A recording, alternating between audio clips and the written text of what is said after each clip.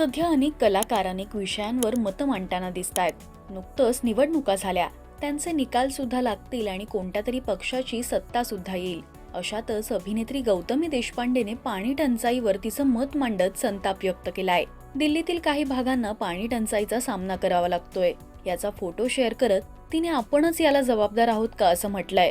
तर पुढे कॅप्शन मध्ये ती म्हणाली, आपण सर्व युद्ध, निवडणूक आणि इतर अनेक मुद्द्यांवर बोलतो, पण तुम्हाला काही सांगू का, पाणी टंचाई ही सध्या सर्व मानवजातीसाठी एक मोठी समस्या आहे.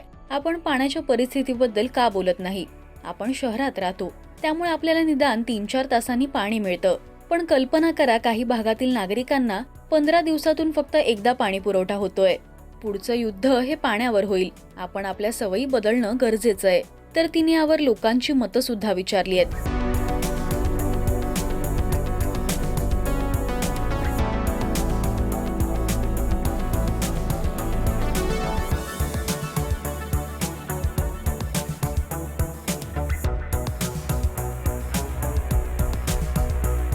गौतमी आजवर अनेक मालिका सिनेमांमधून आपल्या भेटीला आली आहे. तर आता तिने हा पाण्याचा प्रश्न उभा करत या विषयाला वाचा फोडली आहे.